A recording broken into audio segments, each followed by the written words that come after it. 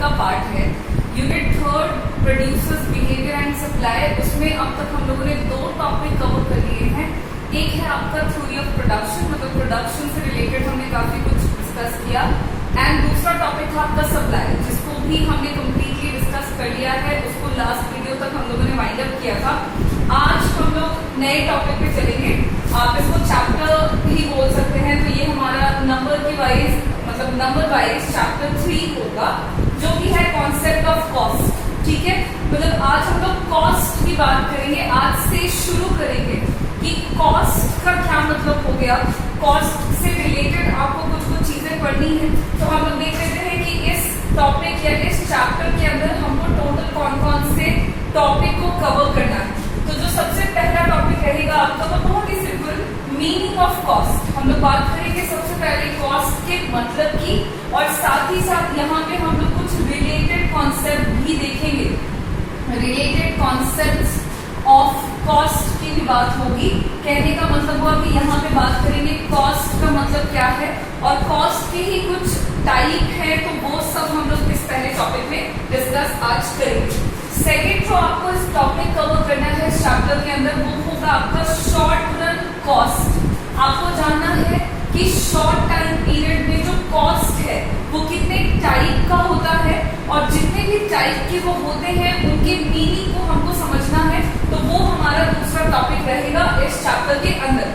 Third जो आपको topic cover करना है वो है आपका concepts of total cost, average cost and marginal cost. फिर आपको जानना है मीनिंग टीसी, मतलब टोटल कॉस्ट, एवरेज कॉस्ट जिसको हम एसी कह रहे हैं, और मार्जिनल कॉस्ट जिसको हम एनसी कहते हैं शॉर्ट में। तो इन तीनों का मीनिंग क्या है, और इसको आप कैसे फॉर्मूला या सिंबॉलिकली आप कैसे इसको दिखा सकते हो, वो सारी चीजें हम लोग अपने थर्ड टॉपिक में कवर करेंगे। और जो हमारा अगला और आखिरी टॉपिक होगा इस चैप्टर के अंदर, वो रहेगा relation between total, average and marginal cost. मतलब ये जो टीसी, एसी और एनसी हम मीनिंग में देख रहे थे अपने थर्ड टॉपिक में, अगले टॉपिक में आपको उनके बीच का रिलेशनशिप डिस्कस करना है। तो बहुत बड़ा नहीं है ये, आपको छोटा सा ही चैप्टर है जो हमारे 4 टॉपिक में हम इसको कवर करेंगे, कंप्लीट करेंगे। तो आज हम लोग शुरू करने वाले हैं मीनिंग ऑफ कॉस्ट से, और कॉस्ट के कुछ रिलेटेड हम लोग देखने वाले हैं कॉन्सेप्ट्स। तो हम लोग सबसे पहले शुरू करेंगे मीनिंग ऑफ कॉस्ट से। हम लोग यहाँ पे देखते हैं कि कॉस्ट का क्या मतलब है। ठीक है, हिंदी में कॉस्ट का मतलब होता है लागत।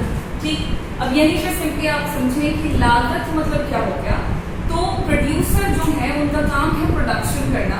तो प्रोड्यूसर जो भी प्रोडक्शन करते हैं, कमोडिटी को जो वो प्रोड्यूस करते हैं, उसको प्रोड्यूस करने के दौरान प्रोड्यूसर को बहुत सारी चीजों पे खर्च करना पड़ता है। ठीक है, जैसे कि हम लोगों ने प्रोडक्शन में देखा है कि आउटपुट को बनाने के लिए इनपुट लगता है, और ये जो इनपुट्स हैं इसमें मेन हम 4 ले रहे थे, land, labour, capital, entrepreneur.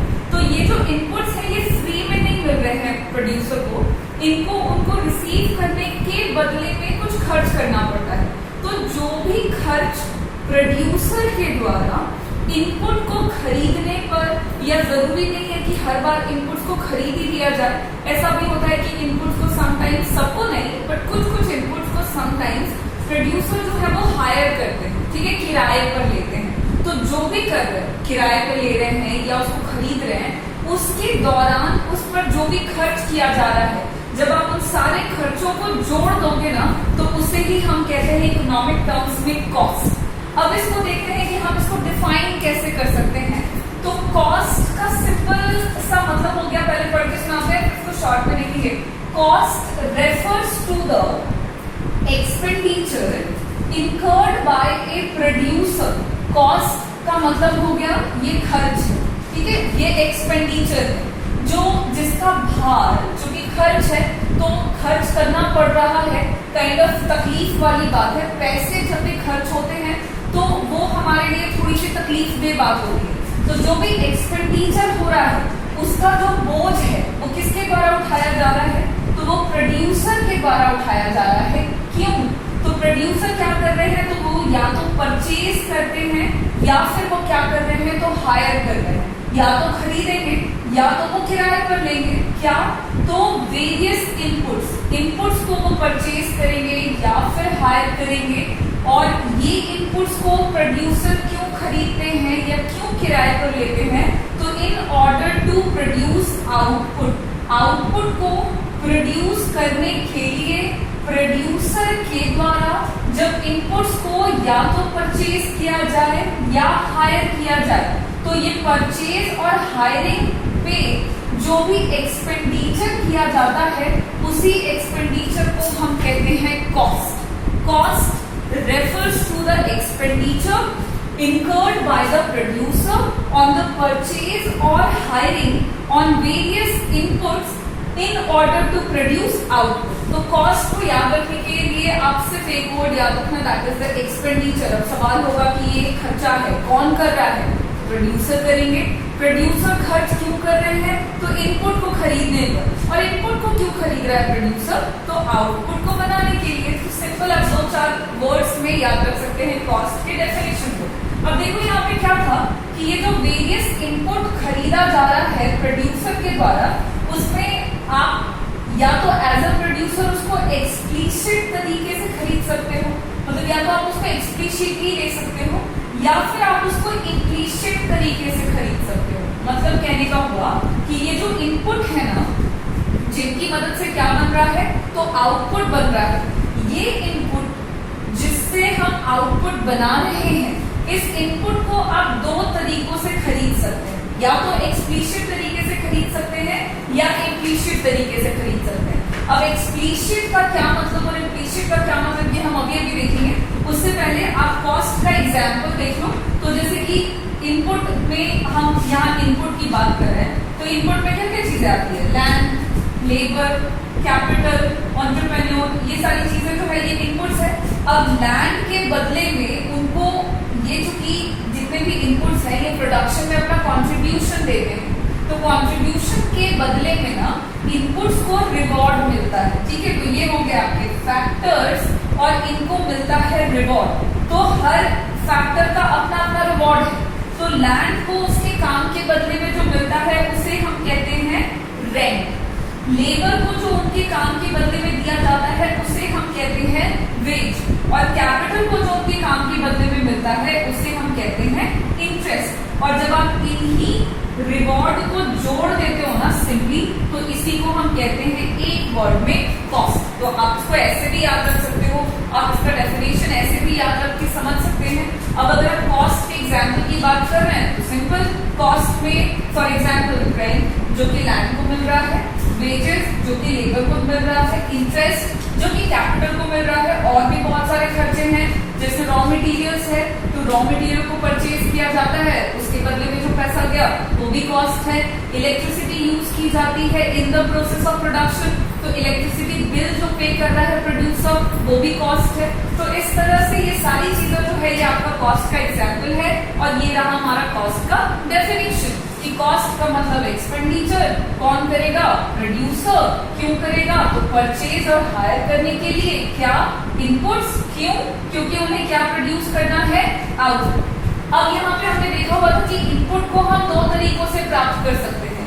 As a producer input को हम 2 तरीकों से पा सकते हैं, या तो एक्सप्लिसिट तरीके से या फिर इम्प्लिसिट तरीके से। तो जरा देखें कि एक्सप्लिसिट तरीके से जो कॉस्ट इनपुट खरीद रहे हैं उस पे जो खर्च किया जाएगा उसे हम एक्सप्लिसिट कॉस्ट कहेंगे, और जो इम्प्लिसिट तरीके से खर्च किया जा रहा है इनपुट पर उसे हम कहते हैं इम्प्लिसिट कॉस्ट। तो यहाँ पे 2 टाइप का कॉस्ट हो गया हमारा, एक एक्सप्लिसिट कॉस्ट और दूसरा है इम्प्लिसिट कॉस्ट। जरा देखिए कि एक्सप्लिसिट कॉस्ट का क्या मतलब है और इनपुट को हम इस तरह से कैसे खरीदते हैं, कहाँ से खरीदते हैं।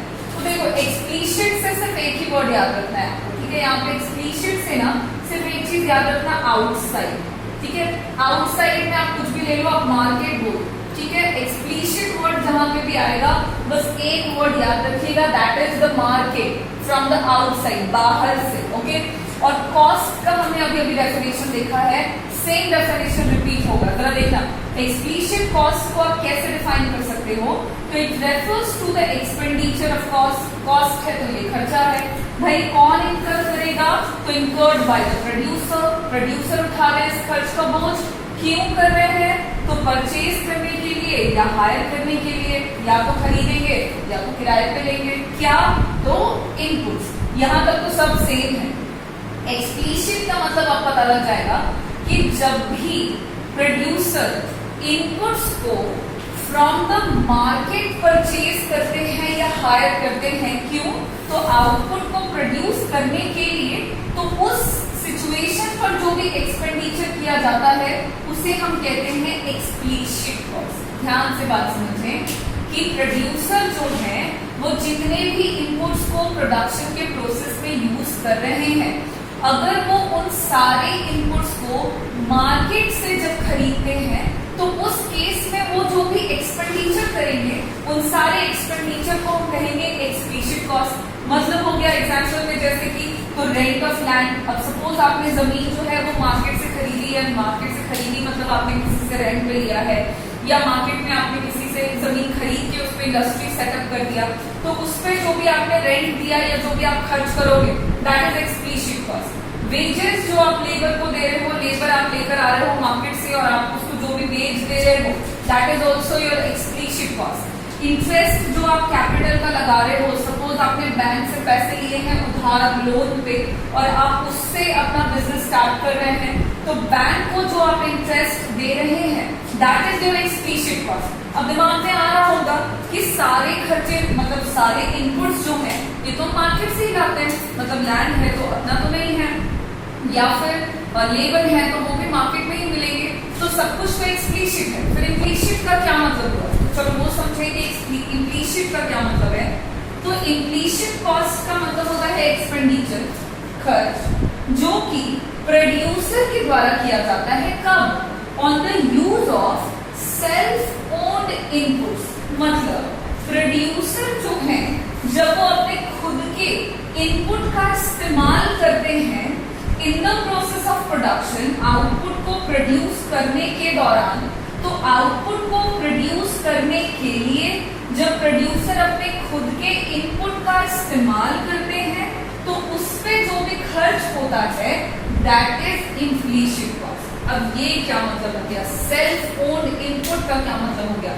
तो सपोज करें आपकी खुद की जमीन है, आपकी खुद का पुराना कोई घर है, पुरानी हवेली है, आप उस पर कोई बिजनेस का काम शुरू करना चाहते हैं, तो उस केस में आपका जो जमीन रहेगा या आपकी जो बिल्डिंग रहेगी, आपने उसको मार्केट से नहीं परचेज किया, वो आपका खुद का था, आप उसको इस्तेमाल कर रहे हो in the process of production. तो उस केस में जो आपकी जमीन का वैल्यू बनता है मार्केट वैल्यू के हिसाब से, जो भी वैल्यू है उसे हम इम्प्लिसिट कॉस्ट कहेंगे। अब यहाँ पे एक बात समझिएगा कि वो खर्च, वो पैसा आपको किसी को देना नहीं पड़ रहा है, लेकिन फिर भी आपका खुद का जमीन है, तो उस केस में उसका कुछ ना कुछ वैल्यू है, और जो भी वैल्यू है वो पैसे आपके बच रहे हैं, लेकिन आप उसका इस्तेमाल कर रहे हैं कहाँ?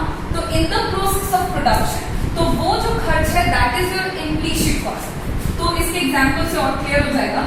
Wages for family labour. Suppose करें कि आप अपने फैमिली मेंबर्स को या आप अपने आप को खुद को अपने बिजनेस में एज अ लेबर इस्तेमाल कर रहे हैं। अब लेबर का मतलब सिर्फ आप पत्थर तोड़ने वाला व्यक्ति ना समझें, काम करने वाला इंसान जो भी काम कर रहा है।